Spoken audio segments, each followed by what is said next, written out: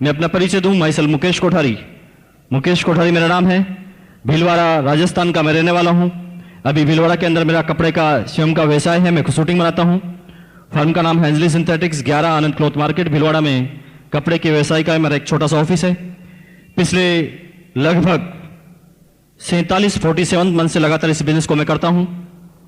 इस 47 महीनों में इस बिजनेस को करने के बाद मुझे क्या मिला है, मुझे क्या मिलने वाला है, क्या इसका फ्यूचर है, क्या इसका स्कोप है, क्या इस बिजनेस का विजन है, ये सारी बातें कुछ मिनटों में आपके सामने शेयर होगी। लेकिन इस बिजनेस को करने से पहले भीलवाड़ा के अंदर एक शूटिंग बनाने वाली प्राइवेट कंपनी के अंदर मेरी एक सर्विस हुआ करती थी। उस सर्विस को ठीक इस बिजनेस के चालू करने के ठीक 8 साल पहले मैंने ज्वाइन किया था। जब मैंने बीकॉम फाइनल का एग्जाम दिया था, परिवार की आर्थिक स्थिति अच्छी नहीं थी और मुझे परिवार वालों की तरफ से ऑर्डर मिला कि हम आपको ज़्यादा नहीं पढ़ा पाएंगे, अगर आपको पढ़ना है तो थोड़ा पार्ट टाइम वर्क कीजिए, अपनी इनकम चालू कीजिए और अपनी पढ़ाई को जारी रखिए। एक लड़का जिसने बड़े बड़े सपने बनाए, एक ही दम में चकनाचूर हुए और वही दुनिया की दौड़ में मुझे भागना पड़ा। भीलवाड़ा के अंदर मैंने नौकरी तलाश की, बड़ी अप्रोच नहीं थी, नौकरी नहीं मिली, लेकिन एक जान पहचान से मुझे एक सर्विस मिली। लेकिन मुझे वहां पर एक एहसान की वजह से रखा गया। जब मैं अपना बायोडाटा देने गया तो मुझसे कुछ भी नहीं पूछा गया, क्योंकि उससे पहले मेरे एक फ्रेंड का, मेरे एक दोस्त थे, उनके पिताजी का फोन उस कंपनी में जा चुका था और उन्होंने कहा जी ऐसा है कि बायोडाटा तो बाद में देखते रहेंगे, कल से आप कंपनी में आ जाइए। तो निश्चित रूप से मैंने वो कंपनी ज्वाइन कर ली, क्योंकि मेरे पास इसके अलावा कोई अल्टरनेट नहीं था। उस सर्विस को मैंने ज्वाइन किया, 1 महीने तक लगातार काम किया। 7 तारीख सैलरी डे आया। 7 तारीख को मेरे हाथ में एक सैलरी पकड़ा गई, उसकी अमाउंट थी 750 रुपये, 750 रुपीज ओनली। लेकिन मुझे अच्छी तरह पता है कि मेरे साथ उसी कंपनी में उसी दिन एक चपरासी ने भी ज्वाइन किया था और उसका जो सैलरी रखा गया था 1500 रुपये, 1500, मुझे दे गए 750। मुझे समझ में नहीं आ रहा था कि ये क्या हो रहा है, क्या मैं इस काबिल भी नहीं हूं, क्या इस ऑफिस में चपरासी मेरे से ज्यादा अहमियत रखता है, क्या मैं जरूरतमंद नहीं हूं। 50 तरह के क्वेश्चन मेरे दिमाग में आए। लेकिन आप लोगों के लिए मैसेज क्या है? आप लोगों के लिए मैसेज यह है कि कोई फर्क नहीं पड़ता, 1% भी मायने ये नहीं रखता कि आपकी शुरुआत कहां से है, 0.1% भी ये मायने नहीं रखता कि आपकी शुरुआत कहां से है। मायने तो ये रखता है कि आप कहां तक जाने वाले हैं। क्योंकि आप में से किसी भी आदमी ने कभी भी ये सुना नहीं होगा कि एक प्रधानमंत्री पैदा हो गया, एक मुख्यमंत्री पैदा हो गया, एक इंजीनियर पैदा हो गया, एक डॉक्टर पैदा हो गया, एक चार्टर्ड अकाउंटेंट पैदा हो गया। आप में से किसी भी आदमी ने ये नहीं सुना होगा। लेकिन आप में से हर आदमी ने ये सुना होगा कि एक प्रधानमंत्री मर गया, एक इंजीनियर मर गया, एक डॉक्टर मर गया, एक चार्टर्ड मर गया। कहने का मतलब क्या है? सब शुरुआत करते हैं जीरो से, लेकिन वो कहां तक अपनी एक जिंदगी में कर पाते हैं, ये रिमार्केबल होता है। और यकीन मानिए, मैंने उस सर्विस को किया, कुछ महीने का पेशेंस रखा, परफॉर्मेंस सामने आई। 8 साल तक लगातार उस प्राइवेट कंपनी में मैंने काम किया, हर साल कुछ इंक्रीमेंट लगते गए। लेकिन 8 साल के बाद उस कंपनी में एक इतिहास बना, एक घटना हुई कि एक 27 साल का लड़का उस पूरी कंपनी का डिप्टी मार्केटिंग मैनेजर बना। 80 आदमी का स्टाफ मेरे साथ काम किया करता था और आश्चर्य की बात यह थी कि उन 80 के 80 आदमियों से मेरी जो एज थी, मेरी जो उम्र थी, सबसे छोटी थी। 13,000 रुपये ग्रोस इनकम मेरी आने लगी। कंपनी की तरफ से गाड़ी भी मिला, कंपनी की तरफ से मकान भी मिला। लेकिन जिस तरह से आम हर सेमिनार में जिस बात को मैं दोहराता हूं, आज फिर दोहराऊंगा कि आदमी को जब ये छोटी छोटी सफलताएं मिलती है तो आदमी के अंदर एक बीमारी जन्म लेती है। उस बीमारी का नाम है परफेक्शन इज पैरालिसिस। अगर दुनिया का कोई भी आदमी, अगर दुनिया की किसी भी प्रोग्रेसिव स्टेज पर अगर कभी ये सपने में भी सोचता है कि मैं परफेक्ट हो चुका हूं, मैं सब कुछ जान चुका हूं, मुझे सब कुछ आता है, मैं सब जानता हूं, तो यकीन मानना दोस्तों, उसी समय उसे लकवा लग चुका है। जिंदगी में अब वो कोई बड़ा काम नहीं कर पाएगा, क्योंकि वो कहता जी मुझे सब कुछ आता है। मेरी बात से सहमत है? सहमत है जी? मुझे सब कुछ आता है ऐसा बोलते ही समझ जाइए कि आज से हमारी प्रोग्रेस खत्म। क्योंकि जब हम सीखना छोड़ देंगे तो हमारी प्रोग्रेस कैसे होगी? एक विद्वान ने कहा था कि एक आदमी अपने एक जीवन में सब कुछ नहीं सीख सकता। मरते समय भी बहुत सारे अनुभव उसके सामने आएंगे और ये अनुभव की जो प्रक्रिया है, ये लगातार जीवन के अंतिम समय तक चलती रहेगी। लेकिन कभी भी हम अपने आप को कहें जी हम तो MBA हैं, MBA, एक तो होता है जी मास्टर ऑफ बिजनेस एडमिनिस्ट्रेशन, जिसकी बड़ी वक़्त है जी हिंदुस्तान में। मैं उस MBA की बात नहीं कर रहा हूं। मेरी MBA की फुल फॉर्म है मुझे बहुत आता है, MBA।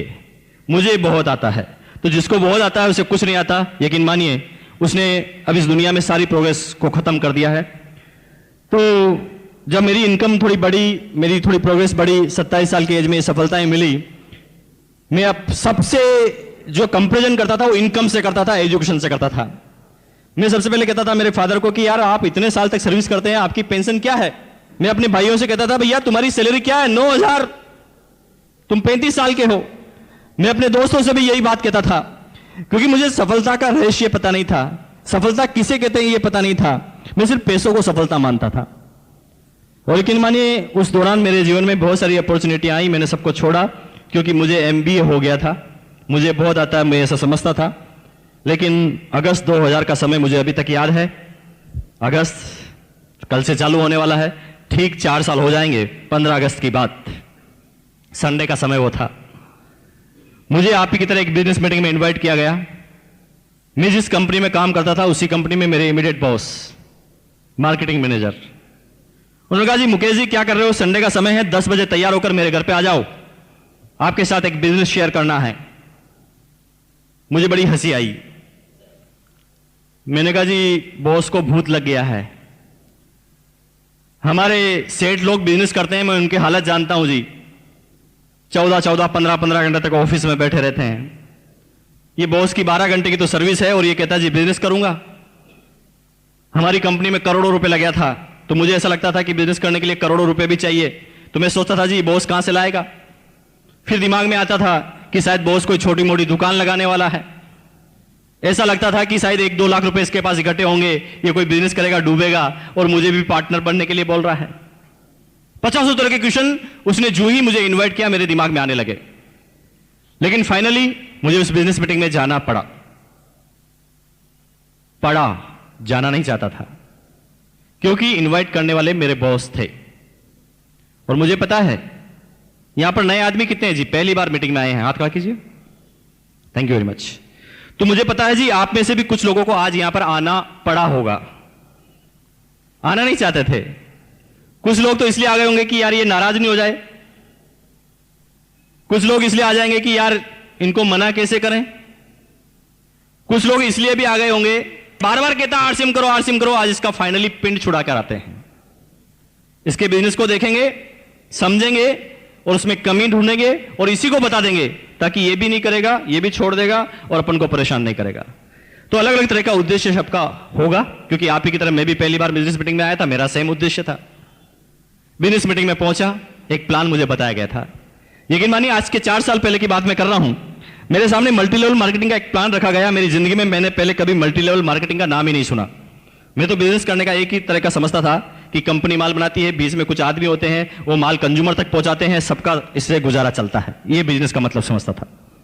लेकिन मुझे एक जोरदार बात बताई गई कि पहले बिजनेस करने का तरीका ये था कि कंपनी माल बनाएगी, कंज्यूमर खरीदेगा, बीच में होंगे एजेंट, डिस्ट्रीब्यूटर, होलसेलर, रिटेलर, इन सबके ऊपर होगी पब्लिसिटी, एडवर्टाइजमेंट।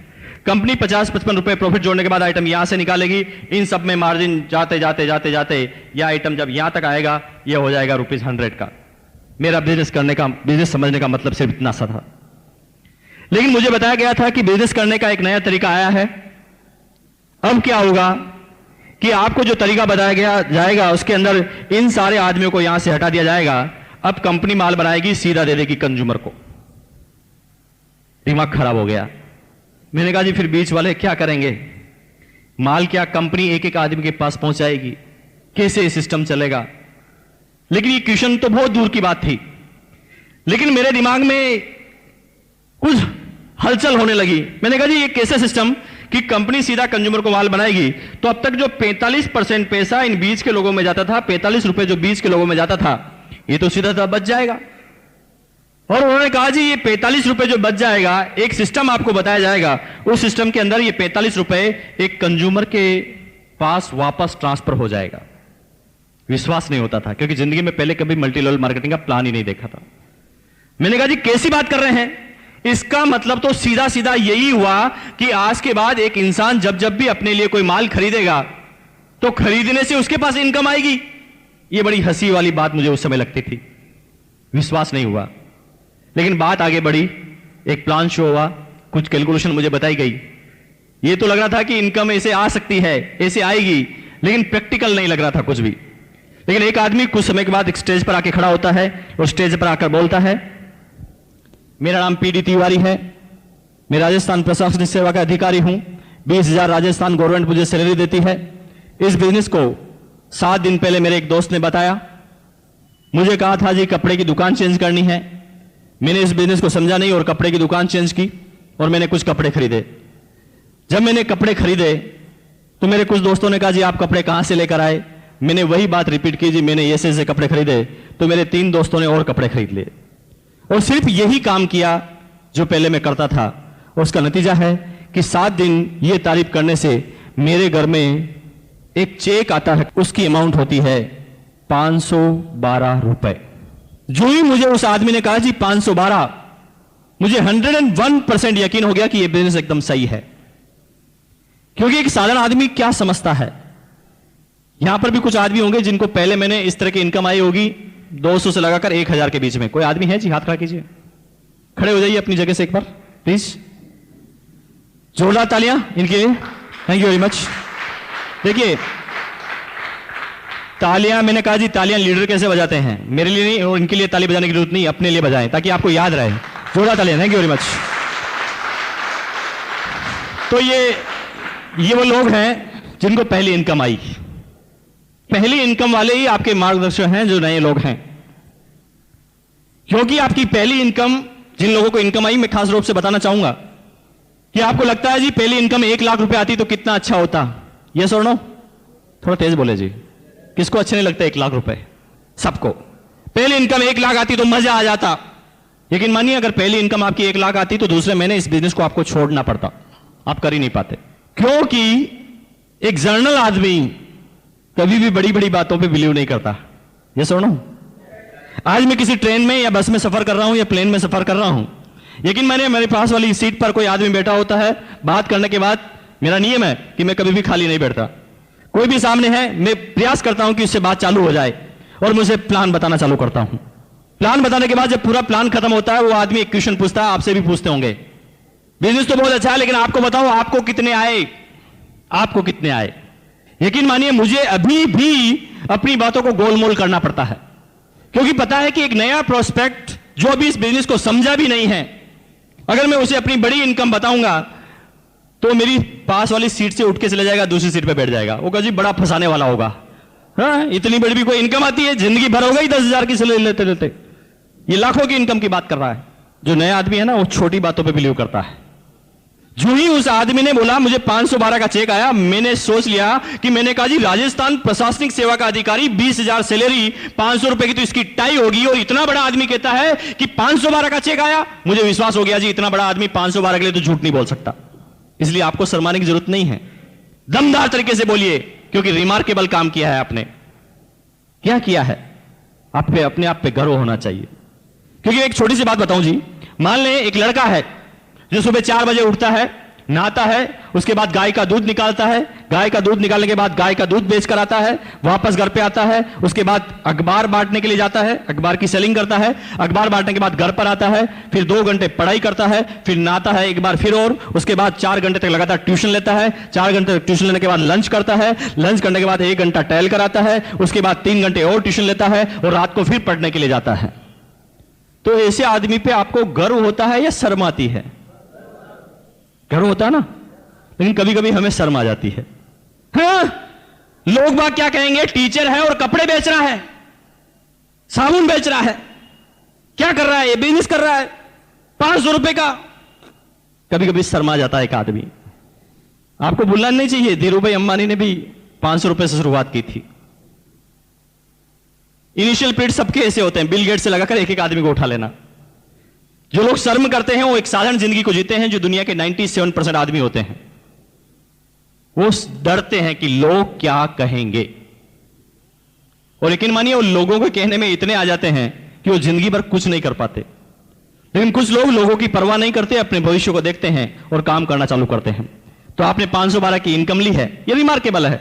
दम लगा के बोलिए, आपका दोस्त टीचर है, आप टीचर हैं, वो 9,000 कमाता है, आप भी 9,000 कमाते हैं। छुट्टी होने के बाद वो घर पर जाकर रिमोट को तोड़ता है, बिजली का बिल जलाता है, पत्नी से झगड़ा करता है, बच्चों के डांट लगाता है, कमियां निकालता है बीबी के काम में, और उसी जगह आप इसी टाइम को कन्वर्ट करने के बाद आरसीएम का काम करते हैं और 512 का चेक आता है। ये रिमार्केबल है। क्यों नहीं दम लगा के आप इसमें बात करते हैं?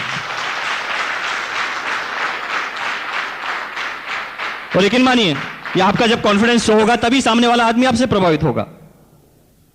अब बात आती है कि मुझे विश्वास हुआ, मैंने कहा जी इतना बड़ा आदमी 512 के लिए तो झूठ नहीं बोल सकता, मुझे करना चाहिए, और मैंने इस बिजनेस को करना चालू किया।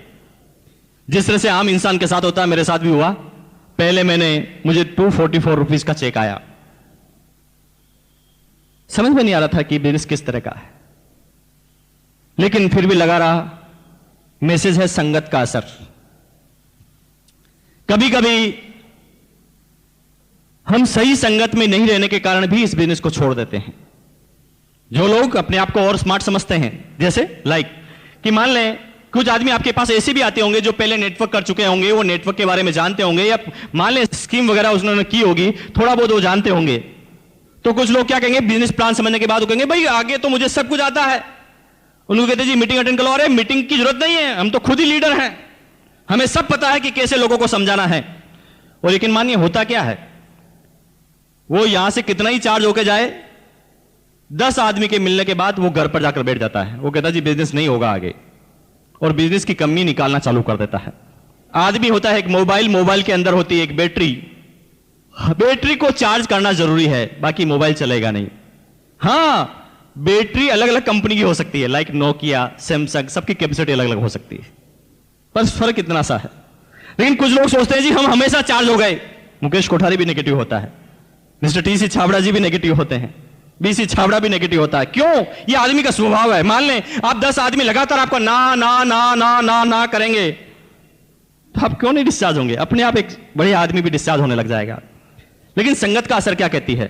मेरी इनकम कम आने के बाद भी मैं इस बिजनेस में क्यों लगा रहा? सिंपल सी बात, क्योंकि मेरे सारे दोस्त आरसीएम बिजनेस करते थे और मैं उनके हमेशा साथ में रहता था, तो हम एक दूसरे की बात से हमेशा चार्ज होते थे।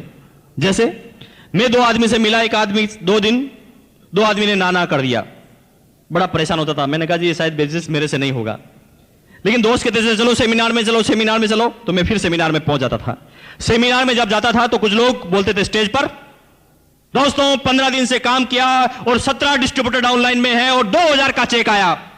ये मुकेश कोठारी अपने आप के चाटा लगाता था कि जब ये कर सकता तो तू क्यों नहीं कर सकता, चल वापस। फिर वापस, फिर 3 आदमी को मना बात की, तीनों आदमी ने मना कर दिया, फिर डिस्चार्ज, शायद मेरे से नहीं होता। फिर सेमिनार में आया, तो लोगों ने कहा जी शुरू के 15 दिन मुझे कुछ समझ में नहीं आया था, एक भी रिजल्ट नहीं आया था, लेकिन मैंने उसके बाद मेरी अपलाइन की बात को माना। उसका नतीजा है कि आज मेरे डाउनलाइन में 50 डिस्ट्रीब्यूटर हैं। फिर मुकेश कोठारी फिर चार्ट लगाता था कि मैंने कहा जी 15 दिन तो सबके साथ ऐसा ही होता है, फिर चलो। और दोस्त ये होती है रिचार्जिंग। इनिशियल पीरियड में सबके साथ यही होता है, यस और नो? सबके साथ यही होता है। और लेकिन मानिए शुरुआती चीज में हम ये काम कर लेते हैं, संगत का असर, तो आप इस बिजनेस में लगे रहते हैं, और जब लगे रहते हैं लगन से, तो कामयाबी आपके बिल्कुल नजदीक हो जाती है। दुनिया की कोई ताकत आपकी कामयाबी को रोक नहीं सकती। अब बात आती है कि मैं लगातार लगा रहा, 6 महीने में इनकम हो गई 6,000, 1000 पर मंथ एवरेज। 1 साल तक लगातार रहा, 60,000 की इनकम हो गई, 5000 पर मंथ एवरेज। कभी 2000 का चेक आता, कभी 9000 का चेक आता, कभी 3000 का आता, कभी 1000 का आता, कम ज्यादा कम ज्यादा कम ज्यादा। यहां कोई आदमी ऐसे हैं जिनका कम ज्यादा चेक आता है? हाथ खड़ा कीजिए। चिंता मत कीजिए, मेरे साथ भी ऐसे ही हुआ। समझ में नहीं आता था 1 साल तक ये बिजनेस किस तरह का है, कोई स्टेबिलिटी नहीं। 2000, 3000, कभी 9000, कभी 1000, क्योंकि तब तक तो मैं इस बिजनेस को समझा ही नहीं था। मैं तो समझता था कि ये आदमियों को जोड़ने का बिजनेस है। लेकिन यकीन मानिए, एक एलडीपी प्रोग्राम अटेंड करने का मौका मिला, और दोस्त उस एलडीपी प्रोग्राम का इतना बड़ा असर हुआ, जो बातें मुझे बताई गई उन बातों का इतना बड़ा असर हुआ, और उसका नतीजा था कि उस एलडीपी प्रोग्राम के अगले 6 महीने बाद इस बिजनेस के मैं टेक्निकल मुकाम पर था। इनकम थी 2,85,490 रुपए।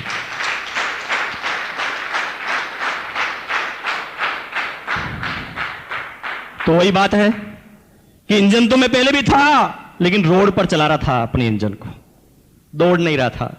जो ही मैं सिस्टम में आया, इंजन दौड़ने लगा। सब लोगों ने जिन्होंने भी इनकम प्राप्त की है, उन्होंने सबसे पहला जो काम किया है, आपको क्या लगता है जी, क्या काम किया उन्होंने? सबसे पहले उन्होंने कोई नया काम नहीं किया, उन्होंने जो काम वो पहले करते थे वही काम किया, लेकिन सिर्फ काम की दिशाओं को चेंज किया। जैसे पहले एक लाला की दुकान से प्रोडक्ट खरीदते थे, अब वहां से उसका मुंह चेंज किया, क्योंकि अब तक जो कपड़े हम पहनते थे, अब तक जो प्रोडक्ट हम परचेज करते थे, इससे इनकम जाती थी किसी दूसरी माधुरी दीक्षित को।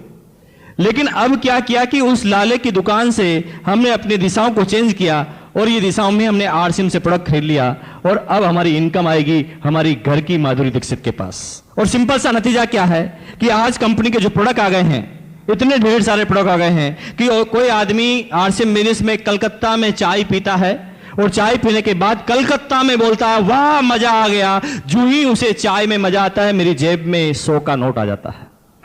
फर्क इतना सा। और यही वह बिजनेस है कि अब तक ये पैसा अमिताभ बच्चन, शाहरुख खान, वर्ल्ड के हिंदुस्तान के कुछ चंद लोग ले जाते थे, जिनका हिंदुस्तान की 90% इकोनॉमिक पर प्रभाव होता था, कि हिंदुस्तान का 90% जो पैसा है वो हिंदुस्तान के 10% आदमियों के पास है।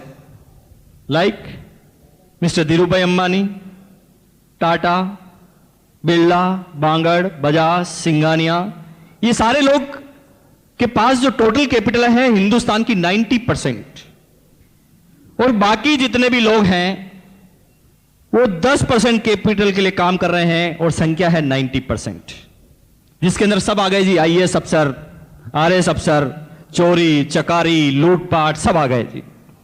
अब आप देखिए हम क्या कर रहे हैं, दूध और मलाई इनके पास, हम तो मट्ठे के लिए लड़ाई कर रहे हैं। और यकीन मानिए ये जीवन की दौड़ अगर ये 10% के लिए हमारी लगी रही तो दुनिया के एक साधारण इंसान की तरह से हमारी जिंदगी निकलेगी।